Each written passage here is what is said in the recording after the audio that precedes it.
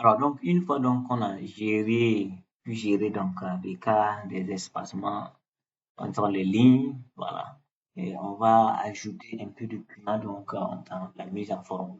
Donc, souvent, il peut arriver que vous voulez, par exemple, mettre en emphase vos textes. Ça veut dire que vous voulez souvent mettre en gras, en italique, pencher les écritures, voilà, ainsi de suite, ainsi de suite. Dans ces cas, alors, qu'est-ce qu'il faut faire? Euh, Si par exemple, vous voulez mettre un texte en gras, vous utilisez la commande texte BF. Ça veut dire que je veux mettre en gras le premier paragraphe, par exemple. Donc, je mets texte BF et puis j'ouvre donc les accolades. Je pars fermer à là où je veux que ça s'arrête là. Voilà. Je vais ajouter de l'espace. Et quand vous compilez, vous allez voir que cette partie sera en gras. Voilà. Maintenant, au cas où vous voulez, par exemple, votre texte en italique, donc vous mettez juste là, texte it. Vous dites texte en italique, j'ouvre donc les accolades et je pars donc les fermer ici. Et puis je compile. Donc vous voyez qu'il a géré ça aussi en italique, et ainsi de suite. Vous allez voir qu'il y a une autre commande aussi qui fait la même chose que le texte it, c'est-à-dire que env, la commande env. Donc si j'écris env, j'ouvre donc les accolades et je pars ici, je les ferme. Donc quand je compile, vous allez voir que ça gère aussi ça.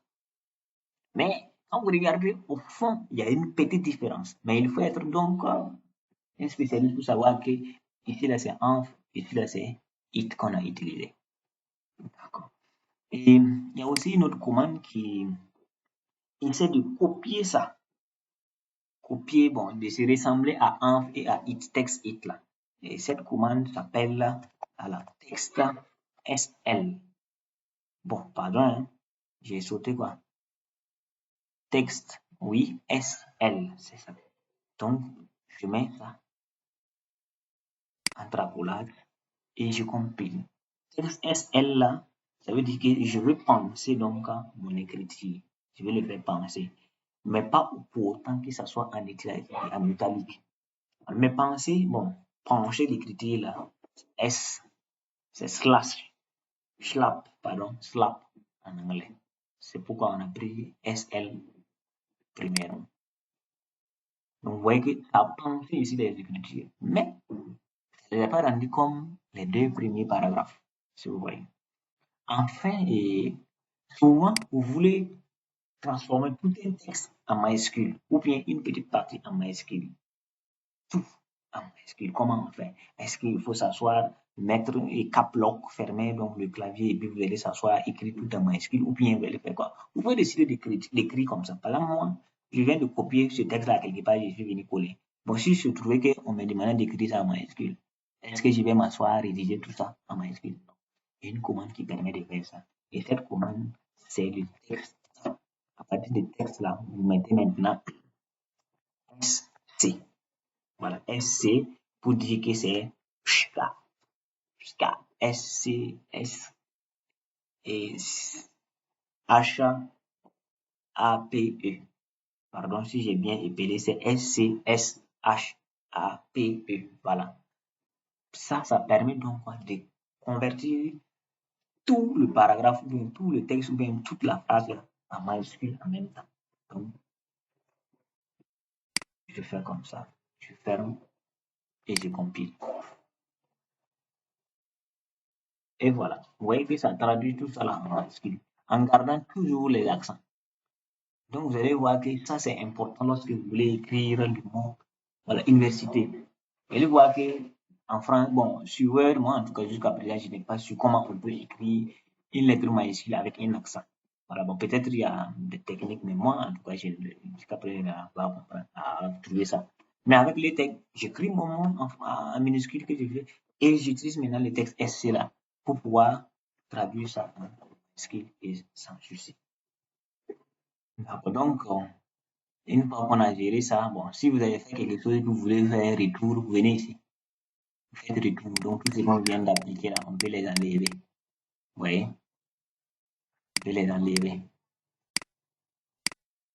Je les ai enlevés. Je vais recompiler pour avoir notre texte originel. Super.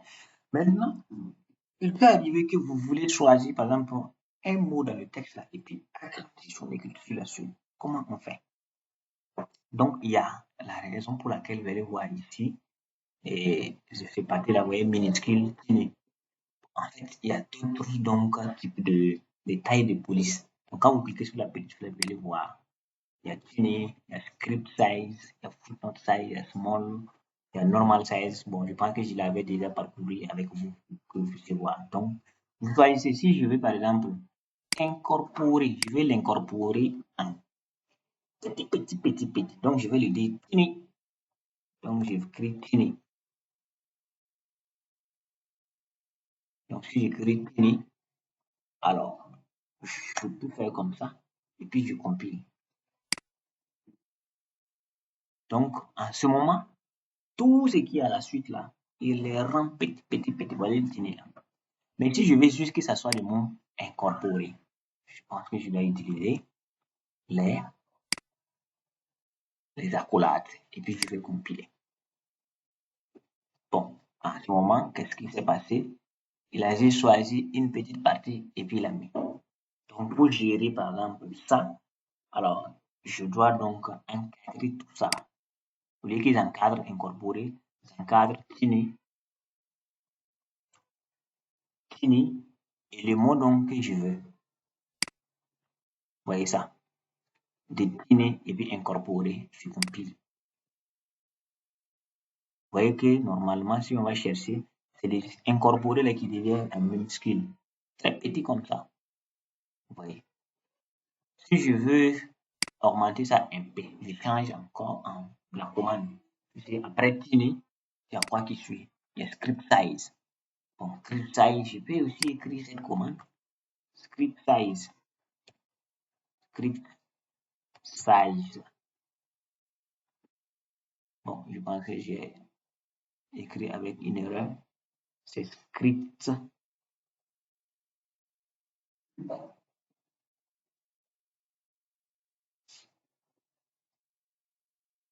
J'ai oublié le R. Voilà, script size. Je compile aussi. Vous voyez que ça a augmenté un peu. Là que vous voyez. Ensuite, je peux utiliser le footnote size. Vous voyez le footnote size. Footnote size, ça c'est une taille donc des notes de bas de page. Mais bon, comme je suis pas ici, je vais garder ça. Footnote size. Donc, footnote size. Et je compile. Vous voyez que ça a augmenté un peu aussi encore, mais ça n'a pas atteint toujours la taille donc, qui est là. Puisque nous, on a choisi taille de police 12. Vous voyez? Et ainsi de suite, ainsi de suite. Donc, je peux décider de prendre par exemple large. Donc, je viens d'écrire ici large, tout large. Large avec majuscule ou bien large avec la première lettre en majuscule. Je vois qu'il est le plus gros parmi les tout.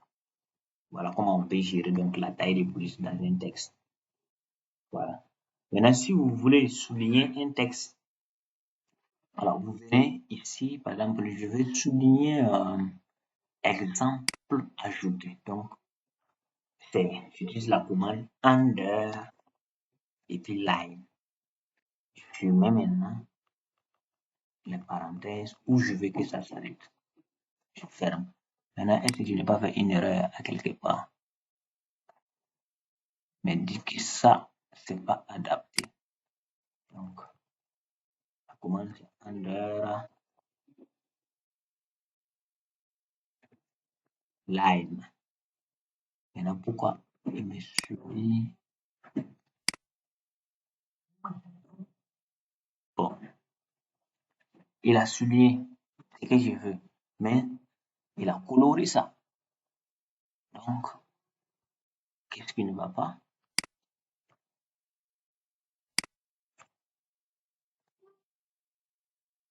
Riche de Mara. Donc, under line. Donc, il n'y a pas de souci. C'est peut-être lui qui ne comprend pas la commande. C'est bon. Underline. voilà, que j'arrive donc à souligner une partie que je veux. Voilà, en gros. Je pense que donc la vidéo est longue déjà, 10 minutes, donc je vais arrêter pour que vous puissiez aussi taper et s'il y a des questions, vous me revenez.